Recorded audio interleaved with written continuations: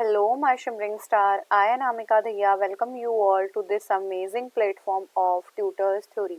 Our today's topic is from DLED second year teaching of mathematics, and this one is the chapter 4 of unit 2 forming and solving simple linear equations. Do you know about the linear equations? मैंने last time आपको 2.3 में बताया भी था कि हमारे पास monomial होते हैं, बायनोमियल होते हैं, पॉलिनोमियल होते हैं. अब लीनियर इक्वेशंस क्या होती हैं? जब हमारे पास कुछ नोन एंड अननोन क्वांटिटी होती है तो हम उसे अलजेब्रा के एक्सप्रेशन की फॉर्म में रख लेते हैं, लाइक 3x + 4y = 0. ऐसे करके जो हमारे पास इक्वेशन होती हैं, these are called as a linear equation. तो लीनियर इक्वेशन को कैसे बनाया जाता है और इनको सॉल्व कैसे किया जाता है to reaching the unknown quantity, तो उसे निकालने के लिए सबसे पहला है ऑपरेशन ऑन एल्जेब्रिक एक्सप्रेशन. जो एल्जेब्रिक एक्सप्रेशन है उन पे क्या क्या ऑपरेशन लगते हैं? We have the 4 fundamental operation like addition, subtraction, multiplication and division. ये हमारे पास 4 एक्सप्रेशन है. इन्हीं पे पूरा का पूरा मैथ्स डिपेंड करता है और इन्हीं एक्सप्रेशन को हम बार बार यूज कर रहे होते हैं. नेक्स्ट है एडिशन. बहुत सिंपल, अगर मैं बात करूं, मैंने आपको दे दिया 3x + 4y, ऐड करो 5x + 9y. तो आप कैसे करोगे? आपको सिर्फ इतना ध्यान रखना है कि हमारे पास जो लाइक टर्म है हम उन्हीं में लाइक टर्म्स को ऐड करेंगे. So it gonna be 8x और मैंने क्या लिखा था 4y and 5y, 9y + 13y हो जाएगा. अब देखो example, addition of algebraic expression. जैसे कहा 2x + 3y, x + 4y, तो मैंने क्या कहा, लाइक टर्म्स एक साथ आ जाएंगी. अनलाइक टर्म्स वैसे तो है ही नहीं अनलाइक टर्म्स, तो लाइक टर्म्स हमारे पास साथ आ जाएंगे. अनलाइक टर्म्स कभी भी ऐड नहीं होती हैं. 2x 3 हो गया और 3y 4y हो गया. कहोगे मैम बिल्कुल छोटे बच्चों वाली बात है. हाँ बिल्कुल वही है. तो एडिशन करने के लिए आपके पास हमें सिर्फ लाइक टर्म्स को जोड़ना है. जैसे इनमें बात हो रही है तो लाइक टर्म्स एक साथ रख लेनी है आपको और अनलाइक टर्म्स को एक साथ रख लेना है. जैसे ये 3p हो गया, ये 6q हो गया, 9r हो गया और ये 6 हो जाएंगे. नेक्स्ट है subtraction. Subtraction is just like addition. वहाँ पे ऐड करना है, यहाँ पे सब्ट्रैक्ट करना है और लाइक टर्म्स में से ही होगा. जैसे मेरे पास ये है तो माइनस कर दिया, 2a मिला. ये है, इसे माइनस किया, तो ये माइनस था ऑलरेडी, हमें साइन चेंज कर देने हैं. Then it will be plus, तो 6b हो गया. यहाँ पे माइनस हो जाएगा तो माइनस के 12 और this one is also minus. आपको याद हो कभी सब्ट्रैक्शन आप सबने ही किया है.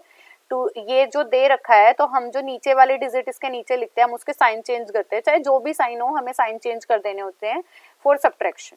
तो सब्ट्रैक्शन का एक और एग्जांपल है. जैसे मेरे पास ये गिवन है तो आपको ये ध्यान रखना है कि जैसे ही माइनस से बाहर लाओगे इसका भी साइन चेंज हो जाएगा और इसका भी साइन चेंज हो जाएगा.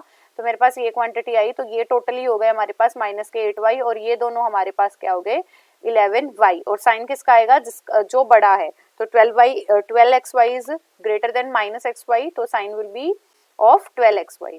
Subtraction of algebraic expression. इनके हों जो ये कोई नहीं है इसकी टर्म तो हम अलग लिख लेंगे. इनको क्या कर देंगे, साइन चेंज कर दिया तो ये माइनस के 2y हो गया, ये 4y था, ये भी 4y था, माइनस करा यहाँ पे माइनस के 8y एंड देन 7 और 3 हमारे पास 10 हो जाएंगे. नेक्स्ट है हमारे पास मल्टीप्लिकेशन. मल्टीप्लिकेशन में क्या होता है, हमारे पास जो भी फ्रैक्शन में है या हमारे पास होल नंबर है हम उन्हें क्या कर देते हैं, मल्टीप्लाई कर देते हैं. और मल्टीप्लाई करने के लिए हमारे न्यूमेरल के साथ हो जाएंगे और हमारे जो लाइक टर्म्स हैं, वेरिएबल्स है, वो वेरिएबल के साथ मल्टीप्लाई हो जाएंगे. जैसे मैं इसकी बात करूं तो 5 × 2 हो जाएगा मेरे पास 10. x की पावर 3 यहाँ थी, x की पावर 2 यहाँ थी, x की पावर 5 आ जाएगी, y की पावर 2 थी और y की पावर 1 और ये y की पावर 3 आ जाएगी. अगर मैं इसकी बात करूं तो हमारे पास न्यूमेरिक को देख लो, ये 2 से 2 सॉरी 2 × 2 2 2 × 4 ये 2 हो गया तो माइनस के 6 हो जाएंगे. दोनों को मल्टीप्लाई करेंगे और बेस में मेरे पास 5 रह जाएगा. ठीक है. नेक्स्ट a की पावर 1 थी, यहाँ पे 2 हैं, 3 हो जाएंगी. ऐसे ही b की पावर 2 हो जाएगी एंड c हमारे पास एक ही थी तो एक ही रह जाएगा. ये एग्जांपल्स आपको खुद से भी याद होने चाहिए. याद नहीं आप फ्रेम कर सकते हो. तो आपके क्वेश्चन अगर आपके पेपर में कभी भी क्वेश्चन आ जाए how to form a linear equation तो आपको सारे ऑपरेशंस लगा के वो चीजें सॉल्व करके दिखानी है. Property of multiplication, commutative, associative और डिस्ट्रीब्यूटिव का आपका ध्यान रखना है. जैसे मैं ये बात कर रही हूँ तो यहाँ पे 2p था वो इन दोनों से भी मल्टीप्लाई होगा, ये ध्यान रखना आप. ऐसे ही सॉल्यूशन करूंगी तो इसका क्या आ जाएगा, 2p से मल्टीप्लाई हुआ तो 6 हो गया, p से मल्टीप्लाई होगा तो स्क्वायर हो गया and this one is q. ऐसे ही ये क्या हो जाएगा -pqr. ठीक है. देन आते हैं डिवीजन. इसके बाद ये हमारे पास ये है, इसमें भी ऐसे ही हो जाएगा, इसकी मल्टीप्लाई इससे भी, इसकी मल्टीप्लाई इससे भी, और आपको साइन का ध्यान जरूर से रखना है. नेक्स्ट है डिवीजन। डिवीजन हमारे पास या तो सिंपलेस्ट फॉर्म ये होती है कि मुझे जिससे डिवाइड करना है मैं डिवाइड करके दिखाऊं।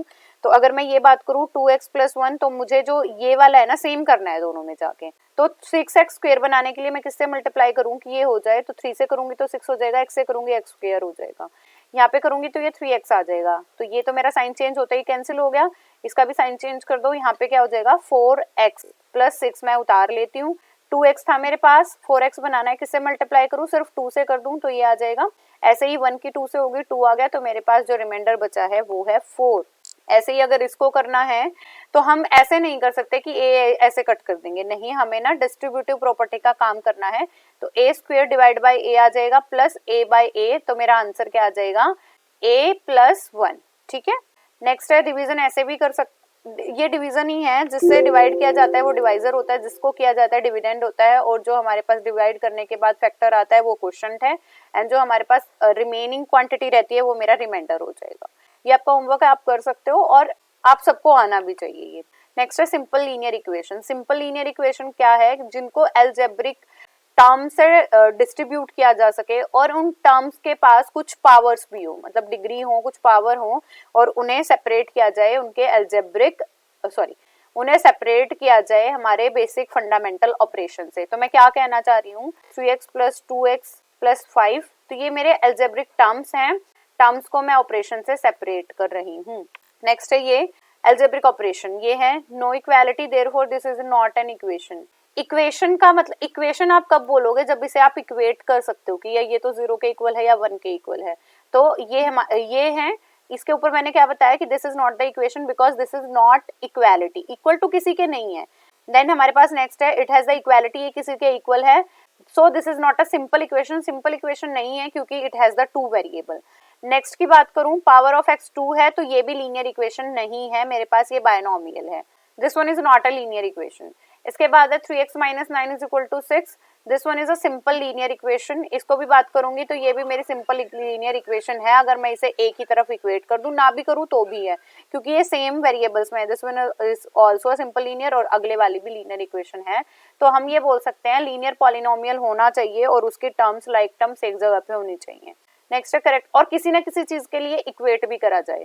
नेक्स्ट है हमारा characteristics of a simple linear equation. First है the polynomial formed using a certain alphabet, कुछ अल्फाबेट यूज करेंगे जिन्हें हम वेरिएबल्स बोलते हैं और अननोन क्वांटिटी बोलते हैं, and equated to a certain number, और किसी नंबर के इक्वल पुट कर दिया जाएगा। Linear equation involves only one type of variable with power 1, एक ही टाइप के वेरिएबल आप इसमें ले सकते हो जिसकी पावर क्या हो, 1 हो। Forming of simple linear equation कैसे करोगे, जो भी मैथमेटिकल स्टेटमेंट है may be expressed in the algebraic expression में उसे करना है आपको। Then the operation on algebraic expression may be use for the forming, form करने के लिए हमें इक्वेट करना पड़ेगा और जो algebraic एक्सप्रेशन है उन्हें यूज करना पड़ेगा, और यही हमारी सिंपल लीनियर इक्वेशन का फॉर्मेशन करेंगे।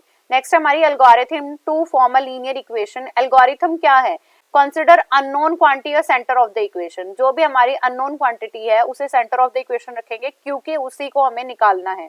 अप्लाइज ऑपरेशन, उन पे ऑपरेशन करेंगे और क्वांटिटी को इक्वेट करके कोशिश करेंगे। देन हमारे पास जो right hand side left hand side में उन्हें सेपरेटली सॉल्व करेंगे, सॉल्व नहीं हो रहे तो उन्हें एक जगह लाके सिर्फ जो हमारी अननोन क्वांटिटी है उसे लेफ्ट में रखेंगे और सारी क्वांटिटी हम राइट में ले जाएंगे, तो जो भी इक्वेट किया गया है उससे हमारी टोटल क्वांटिटी निकल जाएगी। अब मैं लीनियर इक्वेशन फॉर्म करूंगी, इससे 5 more than a number is 5 more than a number is 20, 5 more than a number is 20। Next है 15 more than a number is equals to, 15 more than a number is equal to 4 times of the number। ठीक है, ये आ रहा है। तो ऐसे आप पढ़ो और इन्हें सॉल्व करने की कोशिश करो। वीडियो यहाँ पे पॉज कर लेना, आप निकालने की कोशिश जरूर करना बिकॉज इससे आपकी प्रैक्टिस भी हो जाएगी। नेक्स्ट है सॉल्विंग सिंपल लीनियर इक्वेशन। अब आप कैसे सिंपल लीनियर इक्वेशन को सॉल्व करोगे, तो हमें पहले दोनों लेफ्ट हैंड साइड और राइट हैंड साइड को देखना है, लाइक टर्म्स को एक साथ ले आना है। अब देखो जैसे ये थी मेरी इक्वेशन, तो मेरे पास लाइक टर्म क्या है, सिर्फ ये है और ये कांस्टेंट है, तो ये लाइक टर्म है, तो मैं इसे एक साथ ले आती हूँ। ये x+1 वैल्यू निकल गई है, अब मैंने पुट करके देख ली, राइट हैंड साइड के इक्वल आ गई, तो मेरा वेरिफिकेशन भी हो गया। इसे मैंने कैसे किया है, x+4 = 5 था, तो ये मैंने इधर रख ली, लाइक टर्म को एक साइड लेके गई। हमें पता है साइन हमेशा इक्वल टू के उधर जाके चेंज हो जाते हैं, अपोजिट हो जाते हैं, plus will be go for the minus, minus हमारा प्लस हो जाएगा, मल्टीप्लाई डिवाइड हो जाएंगे, डिवाइड मल्टीप्लाई हो जाएगा, ये जरूर ध्यान रखना है। और फिर उसे आप प्रूव भी कर सकते हो। इसको देखो 2x 1 उधर जाके क्या हो जाएगा, मेरा प्लस में हो जाएगा, तो x की वैल्यू मेरी 4 आ जाएगी, इसे आप प्रूव भी कर लो। नेक्स्ट एग्जाम्पल को आप वीडियो पॉज करके पढ़ो और निकालने की कोशिश करो विदाउट एनी आंसर। अब बिना आंसर के देखे निकालना।